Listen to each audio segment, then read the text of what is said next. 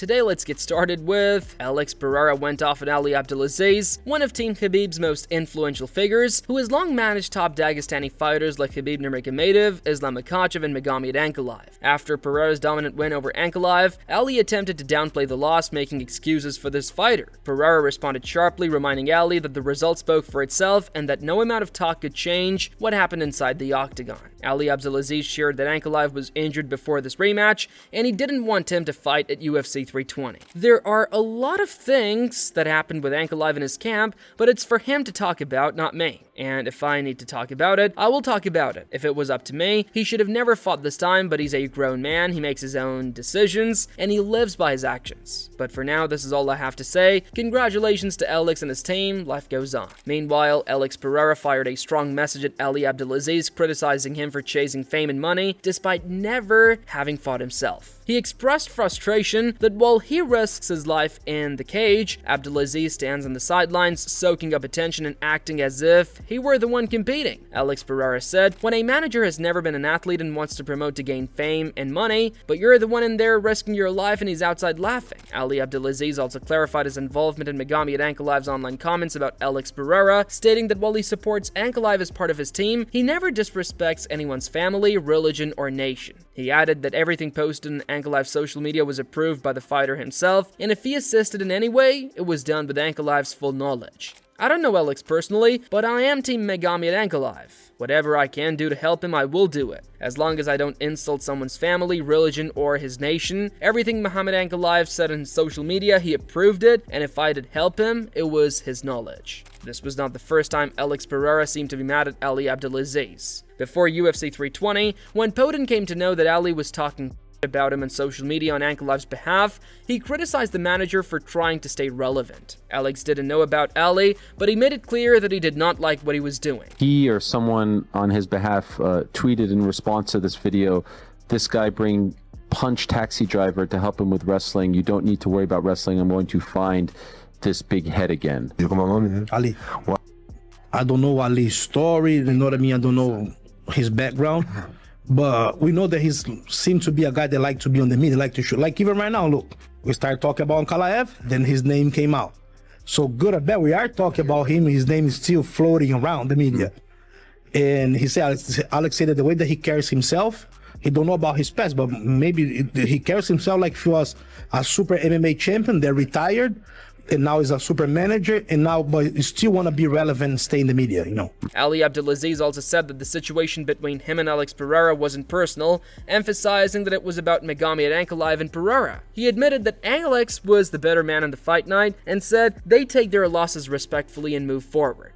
Abdelaziz highlighted that he has no personal issues with Pereira and respects his accomplishments, but maintained his belief that Ankalaev would beat Podin again if they fought in the future. Ali Abdelaziz added, "In reality, this is not about me and Alex, this is about Magomed Ankalaev and Alex. Alex was the best man on Saturday night, and we take our losses like men. We move on.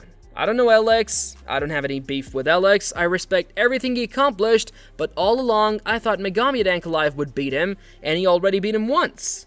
And I believe if they fight again, Magomed Ankalaev will beat him." Meanwhile, the fans believe that Ali Abdelaziz does not like Alex Pereira, as he has never posted anything bad about any other fighters and mostly targets Podin. Ali even shocked the fans by claiming that he believes Islam Makhachev will beat Alex Pereira in a potential fight despite a huge weight class gap between the two fighters. I think Islam will beat Alex Pereira at 205. I do. I swear everything Allah. I think Islam Makhachev will beat Alex Pereira.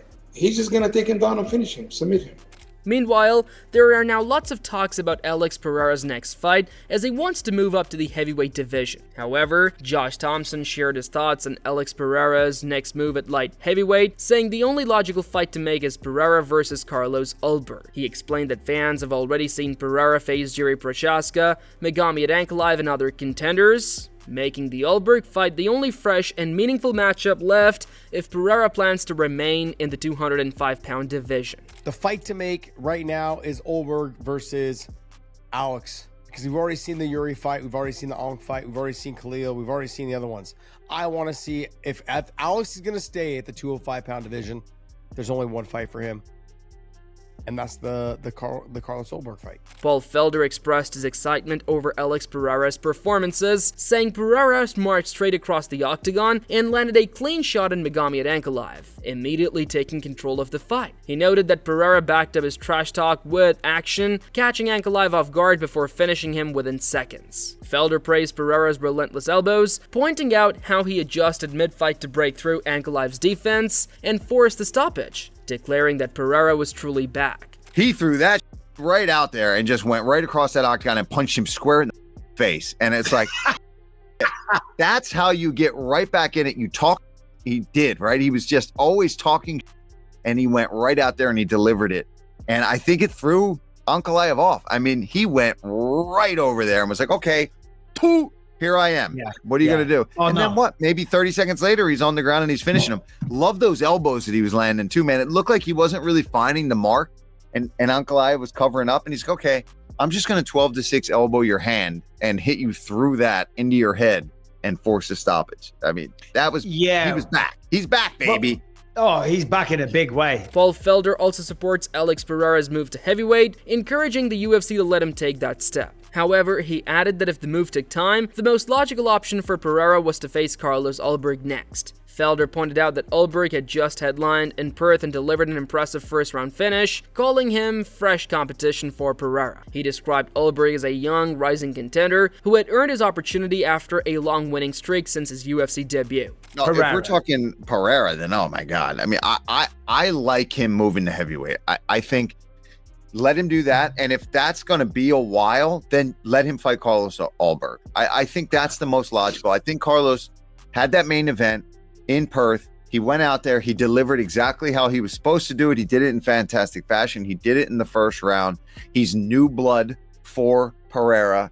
He's a young up-and-coming guy who's done nothing but win fights so far, minus that one fight however long ago. He's on like a 9-fight winning streak.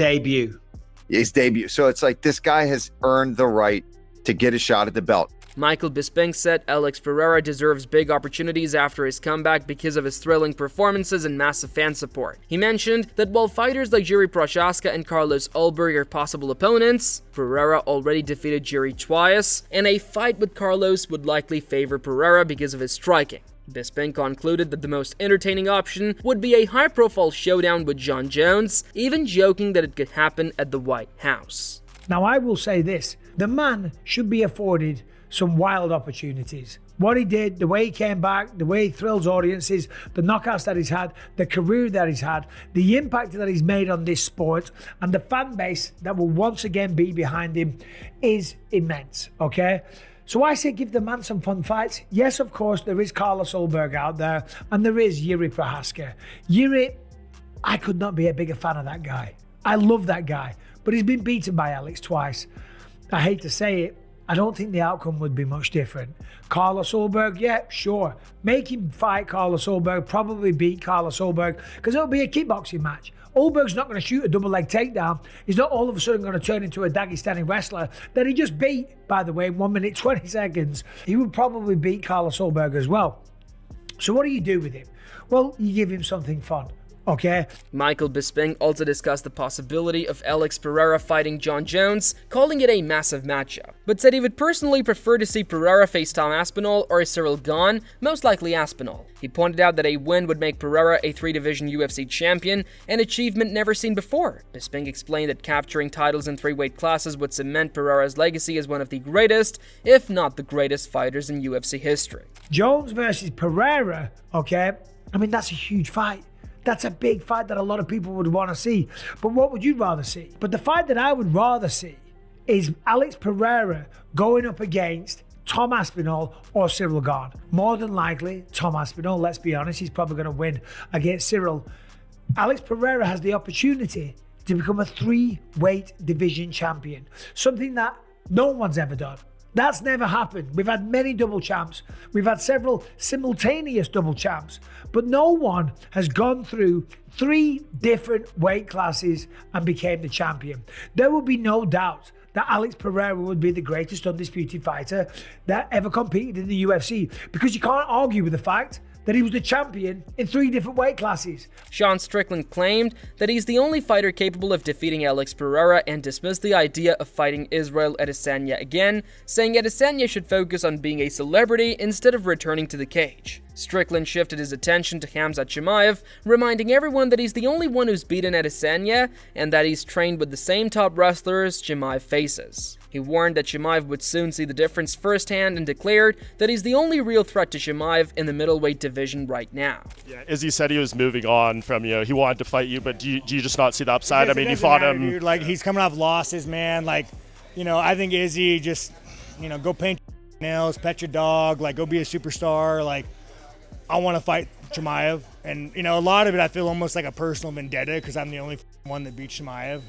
And again, Chimaev knows this, like his camp knows this, like everybody knows this, dude. I'm the only one that beat you. I've wrestled with all the guys that he's going to fight, and he's just going to steamroll him. MMA Guru praised Alex Pereira's dominant showing in his UFC 320 rematch, pointing out that he finished Magomed Ankalaev in just 1 minute. He said it was incredible to see Pereira completely control the fight and admitted he was excited to be proven wrong after Ankalaev's previous win. He highlighted how Pereira's relentless start left Ankalaev visibly stunned right from the opening moments.